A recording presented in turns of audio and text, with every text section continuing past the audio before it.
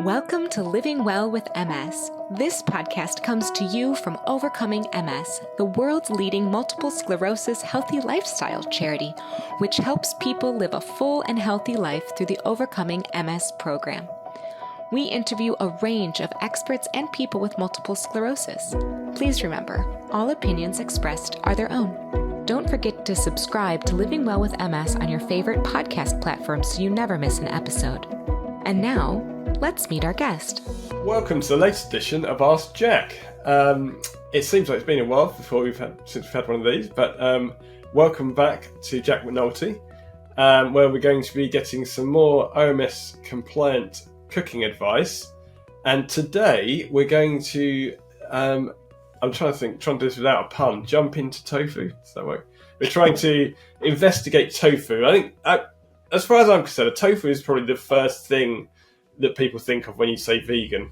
And it's I particularly like it because prior to following the OMS diet, I'd been travelling in Southeast Asia a lot, where it's just a normal food stuff. So I was quite familiar with tofu already. So it's something I've always had a bit, and now, probably a lot more. So welcome back, Jack, to start with. Oh, thanks a lot, Jeff. It's good to be back. I'm really looking forward to our discussion today and chatting a little bit more or digging into tofu. How's that one work? So we'll start off with, what is tofu? Is it a plant? Or is it what is it? What's tofu?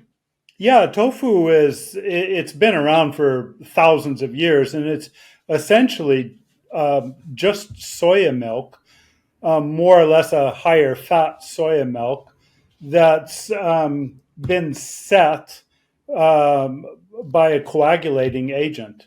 And that's essentially what it is. If it's just set without pressing, then it's going to be something like a silken tofu. But then if that curd is, to use a cheese term, is actually pressed to press out some of the water, then it becomes firmer. And so depending on how much it gets pressed, will determine the actual texture of the tofu. So literally from the soya milk you could buy in a store, you could actually make tofu from that by using an agent. You could. There are a couple of things to be aware of. First of all, it just needs to be a natural tofu, so no oil, no salt added, which is difficult to find. Right. So that's going to be your first challenge. But your second challenge is it has to have a minimum of 4.5 grams of fat, I believe, per cup, which is 2.5 deciliter, and something like 9 grams of protein. So it's going to be a fairly rich soya milk, which is not the easiest thing to find. You can do it with some of the store purchased tofus if you have a good coagulating agent, but chances are the quality of the actual tofu will not be the same. If you did want to experiment in your own kitchen, it's a pretty simple process to make your own soya milk, really. But it's not a massively processed food then? No. Because we're sort of aiming for a plant-based whole food diet, and you sort of think, well, okay, most of what I eat is a recognisable thing that grew. That's right. Tofu's not. Exactly. I mean, if you look at the back of most tofu packages, I have one handy here. I mean, you just look at it and just look at the ingredients. It's basically soybeans, water, and nigari. Nigari is in this particular case, the coagulating agent that goes into the tofu. And there's 3 ingredients, so it's very natural. And there are some other advantages. I mean, because of the process, it's fairly easy to digest. So a lot of people that may have trouble with some kinds of legumes and things can actually digest tofu a little bit easier than they can, say, from the whole bean, which is nice. It's definitely a good source of protein. And I think 2 other factors, I think, come into play to anybody that wants to go down the path of adding tofu to their diet. First of all, it's really affordable. So in these days, that's something certainly that's really valuable. The other thing that I think that's really interesting with tofu is it's basically just a blank canvas, when it comes to flavor. Tofu itself doesn't have a lot of flavor, but it acts like a sponge, and you can really do some interesting things to create different flavors and textures in your dish, and some people, what is it? Is it, sort of a meat replacer then, or is it a cheese replacer? I've heard some people refer to it as that. But in essence, I think the best way to look at it is it's a protein replacer. So it's just a way to add more protein into a dish, and you can make it really, really flavorful. And I think that's one of the things people say, it's really bland. Yeah. But that's because you're just eating plain tofu. That's true. And unfortunately, that is the experience with most people. So think about this scenario. You're in some kind of restaurant that's going to serve up a lunch that has some kind of healthy bowl of some sort, with various grains and sauces and vegetables and this sort of stuff, and tofu. And you get it, and they did absolutely nothing to the tofu. They sliced it. It's generally even actually cold in a warm environment in this bowl, and it tastes of nothing. So no wonder people are going to just say, oh, yuck. I think Nigel Slater, a famous British food writer, once called tofu, oh gosh, what did he say? The beige blubber is how he put it. And this is why, is because people don't really know how to work with it. So let's solve those issues today, shall we, Jeff? Yeah, we'll come back to that in a minute. So nutritionally, though, so it's high protein. Yeah. Saturated fat? Jenna, let's take a look. I'll just give you a good example. I'll look here on this. I'm looking at a pack of tofu here. So fat in this particular one per 100 grams, it's going to be about 6.5 grams of fat, of which they say 1 gram is saturated. So that's going to be a natural saturated fat that from a whole food, which in theory on the OMS diet, you don't even count those. You don't even really worry about that sort of stuff. It's and not animal-based. I tend to think 2 and below, then your percentage-wise is generally pretty low. And I don't, I don't count anymore. That was the thing at the start of my OMS journey. We were all counting. Yeah, exactly. And then there became a point saying, look, don't count, just go for low saturated fat stuff and you'll be fine. Yeah. And that's kind of the way I look at it. I think, okay, less than 2, whole food, I'm good to go. Yeah, I'm kind of the same way, Jeff. I don't even really, to be honest, I don't even really look at the labels because I'm comfortable with what I'm buying. I've been doing it for so many years that I don't even really pay that much attention to certain fat levels of things that are made from natural whole foods like this. Yeah. So definitely a good ingredient then to use. So you mentioned silken tofu. Yes. And there are multiple types of tofu. So I think some of them are more obvious than others. So there's regular tofu, which I think is probably what people are familiar with. But then also there's silken, firm, extra firm. Yeah. So what? Because they haven't necessarily named them. Yeah, this is where we get into some difficulty because there are no rules as to how tofu gets labeled, right? And so there are certain things that you can look at as a general idea. Protein level will be the number one thing. So silken tofu, we'll just begin there. So silken tofu is basically going to be coagulated rich soy milk. By rich meaning generally a higher fat soy milk. And it's done over low heat, and there's no weighting whatsoever. So there's no pressing of the curd that occurs. I think if you've ever had the luck, and I have, of being in a Japanese restaurant and ordering fresh tofu, I had this experience once before where they just came and it was almost like a little bit of a fondue container, a mini fondue container. They poured some soy milk in there. They put a little coagulating agent in there and they covered it and it was lit by a candle. And they set a timer on the table for 20 minutes.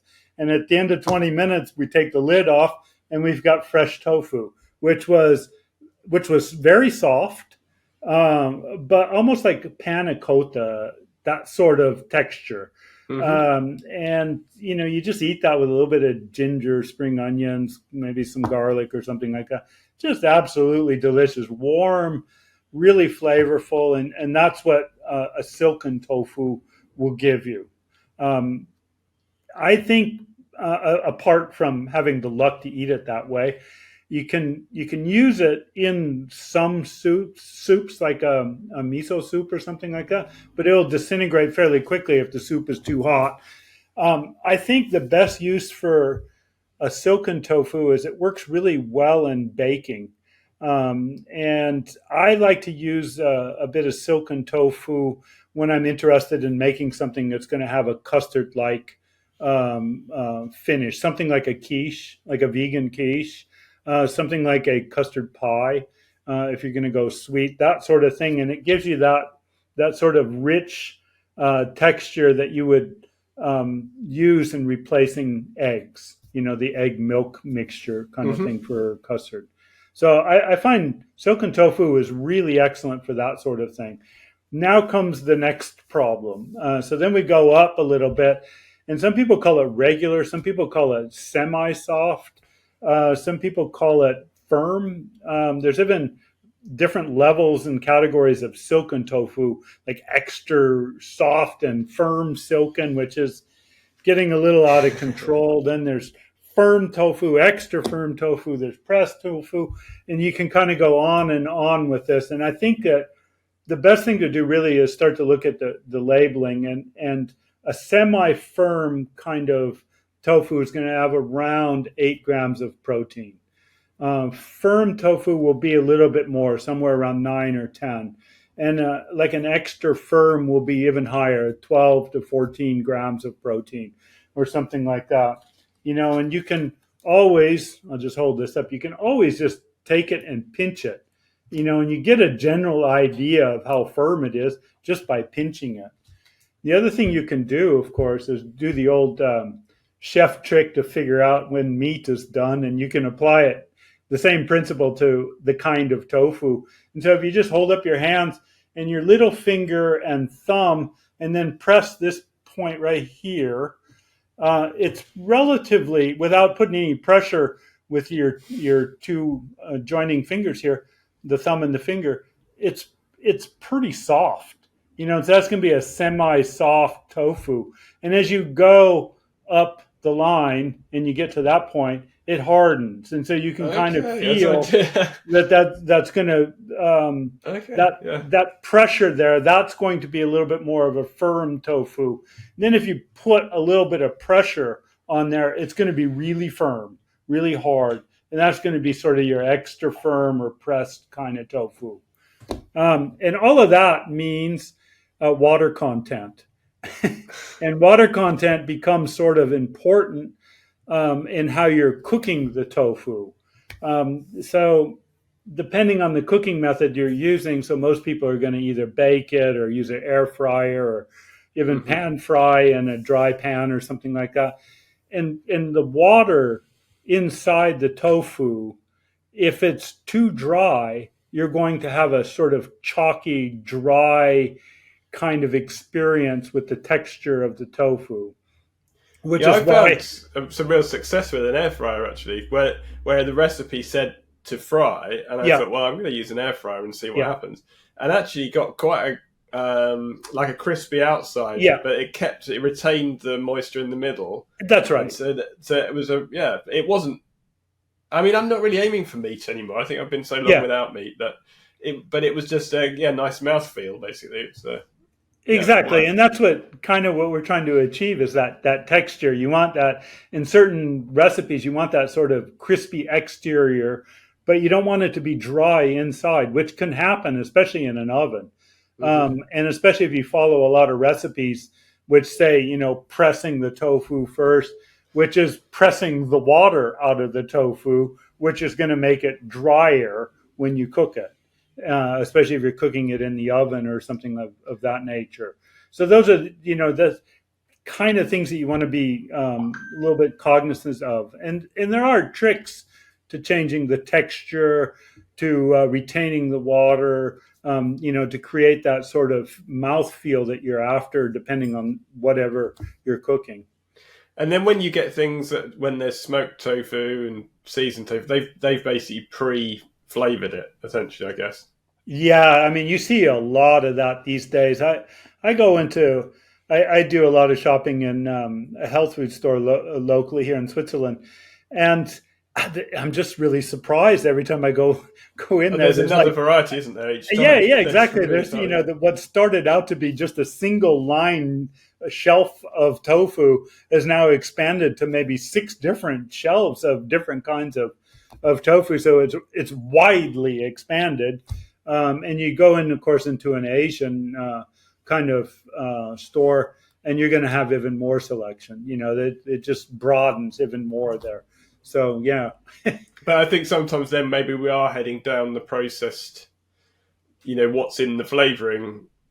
And yeah, certainly my wife bought one that was like a chili tofu, but it actually, I just thought it would just have some chilies in, but it was really like a sweet chili sauce that was it. Rather than they come in liquid quite often, don't they? And rather than that, it was basically sweet chili sauce. So it was had a whole long list of ingredients. Exactly, and that's to make the sauce. So it does become important to keep reading those ingredients, especially for those sort of off products, the ones that are going to be enhanced, so to speak. So yeah, do pay attention to that for sure. And I'm hoping this is connected, but you might correct me. Tempeh is another thing you always see with tofu. So what's tempeh and how is that different? Is that another form of tofu? No, it's a completely different product. It's okay, we'll leave that for another podcast then. Sorry. No, that's all right.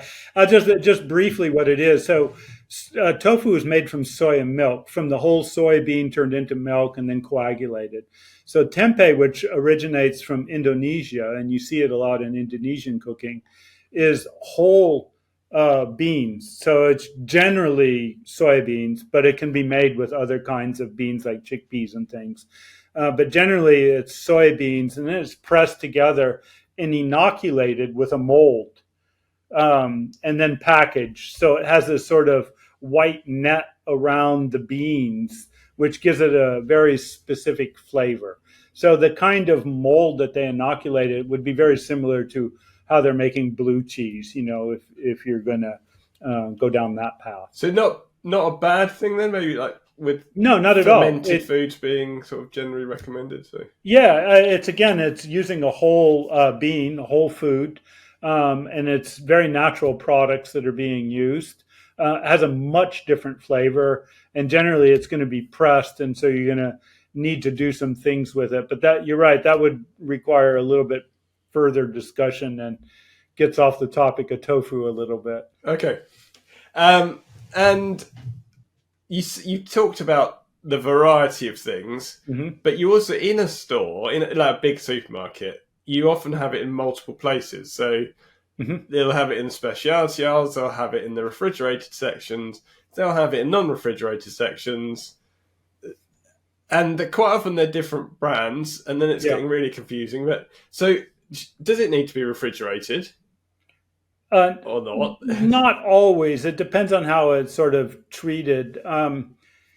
I think for me, just in terms of a buying tip, I think it's important to buy first, if you can, organic and GMO-free tofu made from GMO-free soybeans. Because soybeans, that was a big controversy, wasn't it? Yeah, I think something in worldwide, something like 80% of soybeans or something are GMO or genetically modified. I think it's also important to recognize that it's impossible for me to be sitting here on this podcast and recommending any particular kind of tofu because there's just too many worldwide. And so I think it really boils down to where you are, what you have access to, and then experiment, try some different brands, try some different textures, and see what sort of works. Figure out a couple of easy recipes to experiment with, and then see what works for you, and what brand kind of works based on where you are and what's available to you. Yeah, I'd say that just from my own what I've found is that the Asian brands actually probably have more flavour than the Western brands. Although Western people are complaining it's bland, but there does seem to be a flavour to the Asian ones. Yeah. Whereas I think the Western ones they rely on you to definitely add flavour. Yeah, I think from my perspective, I have access to a Japanese store, and so occasionally I'll go in there and buy the Japanese tofu, because they take their tofu pretty seriously in Japan. And so I thought, well, maybe in this Japanese store, which was quite good, they'll take it just as seriously. And it's really good, excellent quality tofu. And then I find out it's made in Spain. Right. So it's not always going to be the case, that it's necessarily going to be coming directly from an Asian country. It just may be a flavored, if it's the flavor that they like, that works. It's fine. Yeah. Exactly. No, you find. I mean, if you buy an American beer, it'll be brewed locally almost certainly, and same with, if I buy a Czech lager. Yeah, it's made in Yorkshire in England. So yeah, same with the same is true with a lot of products. So certainly, if you buy Swiss chocolate in the States, it's going to be made in the States, not in Switzerland. Sorry to say. So, if we're eating chocolate, I don't eat Swiss chocolate anymore, sadly. There we go. So freezing. So we talk about storing it. So the one I buy tends to be in the refrigerator section, so therefore I put it in the refrigerator at home. I'm sure, there might be preservatives in the other one, I'm not sure. But freezing it. So firstly, is it safe to freeze? And secondly, I've seen on your blogs about freezing tofu. So is it safe just to keep it in the freezer? And secondly, what happens when you freeze it? Yeah, good questions. And this kind of opens up the whole can of worms of one of my favorite topics with tofu and how to manipulate the texture. And so there's a whole host of different things that you can do. And we can start with this idea that tofu is sort of a blank canvas that just has sort of a semi-soft kind of texture to it. So when you freeze it, what's going to happen is the water molecules inside the tofu, because there's a good amount of water in tofu, they're going to freeze. And when they freeze, they sort of expand. Then you defrost it, take it out of the refrigerator, and those water molecules that have frozen are going to defrost and they'll seep out of the tofu, right? And so what's going to happen is it's going to create a different texture. It'll create a sponge-like texture from the tofu and make it a little bit more firm. So that obviously is one thing that you can easily do to change the texture. Now, how does that work when you're cooking with it? Well, because it has a little bit more of a sponge-like texture inside, it's going to take on even more flavor. There's more space inside the tofu to bring flavor into it. And there's some techniques of doing that. And one way is using salt. And so salt is another method of changing the texture of tofu. And there are many ways to use salt. You can just coat the tofu with salt, which I wouldn't imagine most people do. Most people, and it's quite popular in the Chinese cooking world to do this, to put the tofu in boiling salted water, or in other words, blanching it in salted water for a short period of time, either as a whole block, or also what works is cut up in small cubes. But you don't even have to actually take the time to put it in the pot. What you can do is just take some boiling water, add some salt to it, and pour it over the tofu. And so by salt, we're talking about a decent amount, maybe 1 to 2 tablespoons of salt per liter of water. It's a pretty salty mixture. And you pour that over the tofu and let that sit in there for a half hour, and then take it out, let it cool, usually on a towel or something like that, and then pat the surface moisture dry. And what's going to happen, you'll immediately see that the boiling water softens the tofu, but when you take it out and it dries, it becomes firmer. But what else is happening there in that salt solution is some osmosis, to get a little bit food sciencey, nerdy.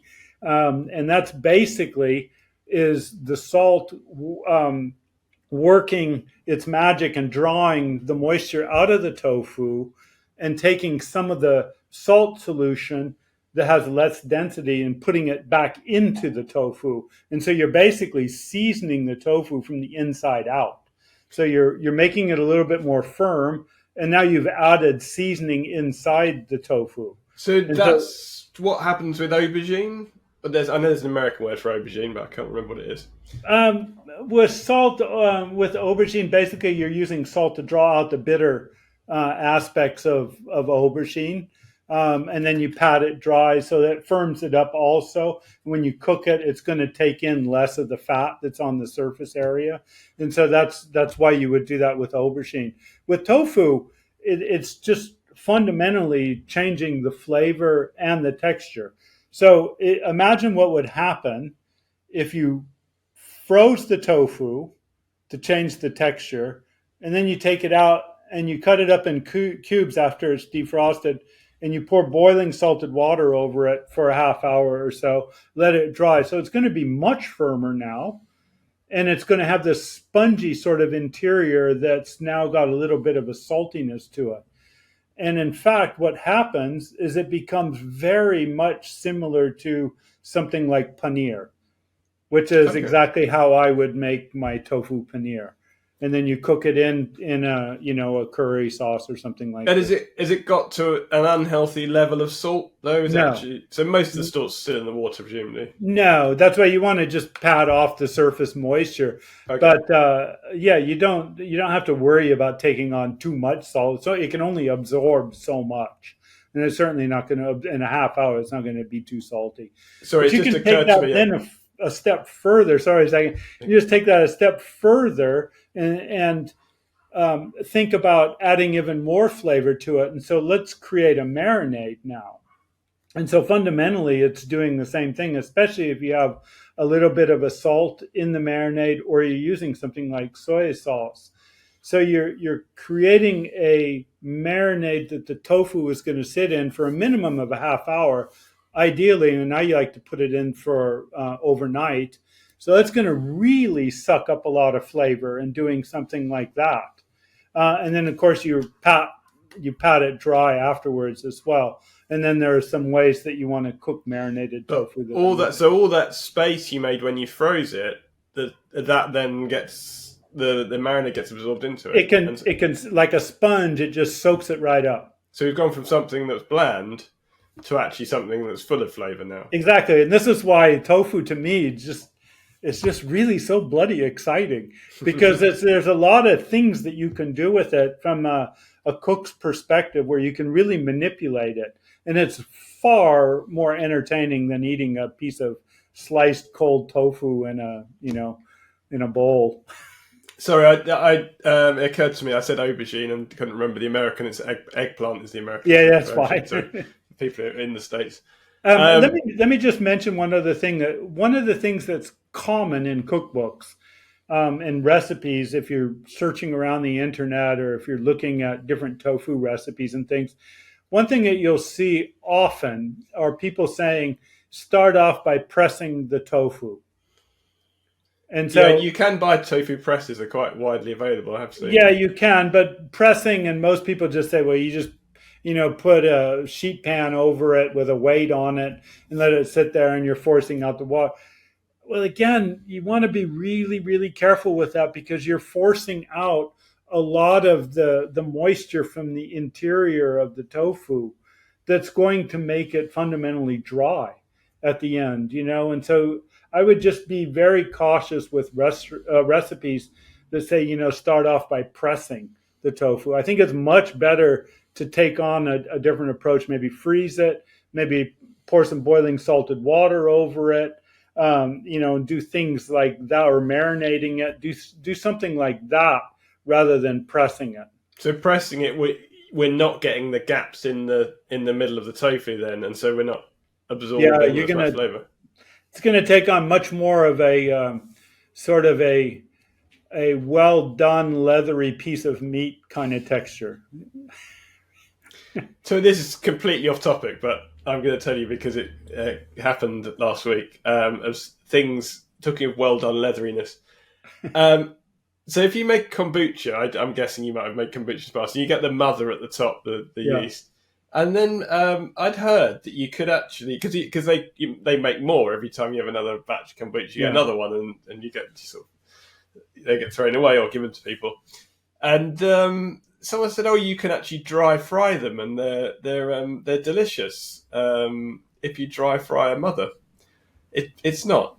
Just to save you and any listeners trying, it's horrible. It is exactly like leather.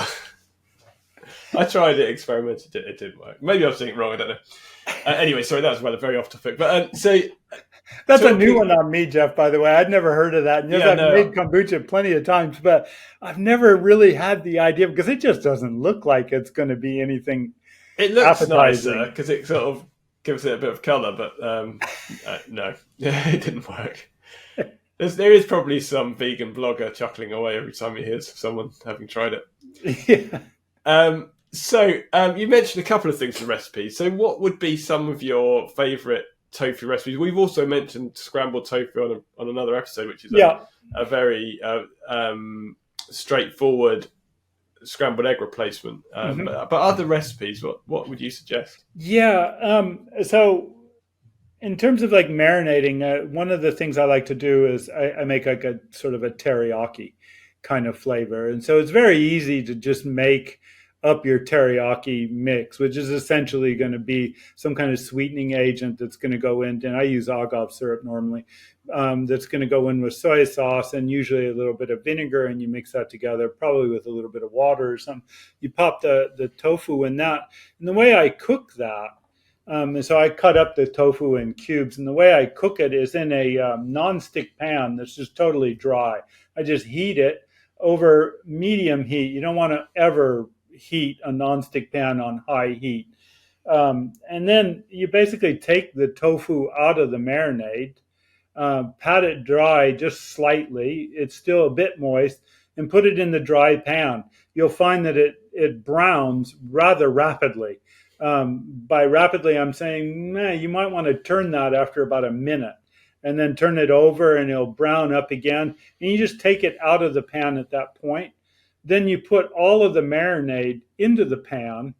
And once it's in the pan, then you can turn the heat up just a little bit more. So you're reducing it down and it becomes almost this really unctuous sort of glaze, and just pop the tofu back into it and toss that around. You got a really nice sort of Asian-inspired dish that's very quick to make. That goes well with rice, so that sort of thing.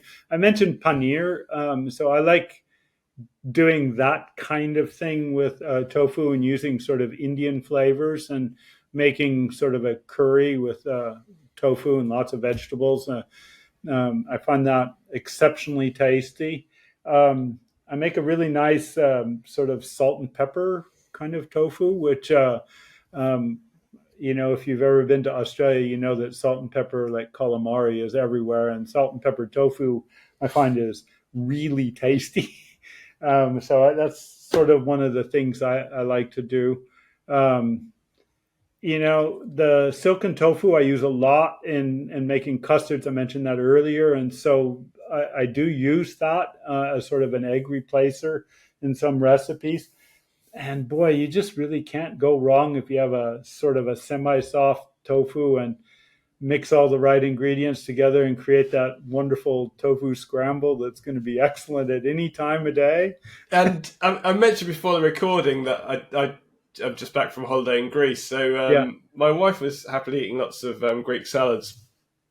And I know that you've talked about feta cheese, and I think that was a tofu one. So how would you go about that? How can you do it? Is that straightforward to do? So it is pretty straightforward. There's two things to do with making like a tofu feta. There's the long involved way, which involves fermenting the tofu and becomes quite realistic in terms of texture and flavor. But that's a little bit involved. The much easier way to do it is to do the method of freezing it and then blanching it and then having it in cubes at that point, and then basically allowing that to sit in soya yogurt with a little bit of citric acid, and which you can buy in most grocery stores, and just a pinch more salt to season that up, and just let that sit in there for 2-3 days. I've let it go as much as a week to 10 days, and it just takes on a really sort of cheesy like kind of flavor. Not exceptionally cheesy, because feta itself is not so cheesy, but it works really nice in a Greek salad, and that's how I do that. It's a really simple process, actually. Okay, that's a very useful one for me. Try some things. Yeah, no, I because they were happy to do a salad without, essentially Greek salad without the feta, but it is just one of those things that's what makes it a Greek salad, isn't it? That's right. Yeah, and if I could just throw out just a quick little self-promotion, if those that are interested, I do write a lot about tofu and offer a lot of ways of making tofu that you can find on my newsletter, which is free to subscribe to, called Vegan Weekly on Substack. So you'd have to go to Substack and then search for Vegan Weekly, which is one word. You can go in there and explore getting access to some of the other recipes. If you write to me, I'm happy to share almost everything. But other than that, if you care to support my work, you can do that as well. And I would recommend that. And that's what I was saying. I'd seen about the feta cheese. It's you get regular updates and great recipe ideas. Thanks, Jeff. Following your blog. So I think we and actually, I mean, I just to wrap up say that when we talk about favourite recipes, really anything with sauce, we could say, couldn't we? It's pretty much, if you've got a flavourful sauce, and now we've got a way that we're actually making something that will absorb that sauce. That's right. And it's wonderful in any Asian style cooking, any kind of Indian style that you want to create, anything from North Africa. It works all really well. But I actually, there was a favorite way I like to do it that I left off. I marinate it in sort of a olive oil, very little olive oil, lemon juice, mustard, and sort of an olive paste. And I marinate that tofu in that overnight. I dry it off, and then I grill it on the barbecue until it just has nice stripes on it. Once it has the stripes, it just releases itself. You turn it over, and then once it's done, then I put it back in the marinade for a day and just let it continue to sort of soak up the marinade. And it makes just the most unbelievable sandwich, which we often take on airplane rides or on a long car journey or something like that. And people are always looking at that going, I wish I had a bite of that. Okay, and that is another travel tip. Take your own food. People think exactly. Hey, I would be remiss though to not ask, what's your favorite way of having tofu? I mean, the one I have most often is going to be scrambled tofu because it's a Sunday morning favorite for me. I just think it's so straightforward. I've got all the ingredients there. I don't always put the is it kalanamak? Kalanamak. It's the black sort of Indian salt that's going to have that sulfur sort of. Yeah, eggy. I mean that does somewhat smell out the kitchen, so sometimes get some complaints. And it's very sulfurous, but even without that, I just think like the turmeric actually gives it a really nice flavour, and just almost turmeric. With some salt and pepper and tofu. And just that over a bit of sourdough toast is a great breakfast for me. So that's probably my most common one. And then air frying it really for using it for sort of a stir fry type meal without the stir frying. But I probably have probably 2 or 3 times a week perhaps tofu. I'd say in some nice, form or other. I run in stages. Sometimes I'm eating it quite often as well, and then sometimes I'll I'll end up going a week or two without having any tofu. But I find that it is a major part of what I'm doing in my diet in terms of what I like to eat. Yeah, once you realise it's really it's not flavourful. It's just like you said, a sponge. It will take on flavours really well, so then it becomes really flavourful. And it's really fun to experiment with it. It is, yes, and it's so versatile because you were talking about using it for sweet sauces as well. Yeah. So it's that that level of you can use a silken tofu as a custard, and then we're also talking about it as an egg replacement, as a meat replacement. So hugely versatile. That's right. So so I'd encourage everyone to subscribe to Jack's podcast. Sorry, not podcast, to your newsletter. Well, the podcast first, and then you can go over it. And try out different tofu recipes because it is there's a feast of different flavors out there. So thank you very much for joining us again, Jack McNulty. Great, thanks. Good to see you, Jeff. Thank you. Thank you for listening to this episode of Living Well with MS. Please check out this episode's show notes at overcomingms.org/podcast. You'll find useful links and bonus information there. Have questions or ideas to share?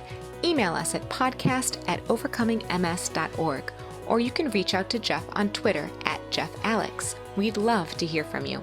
Thanks again for tuning in, and see you next time for tips on living a full and happy life with MS.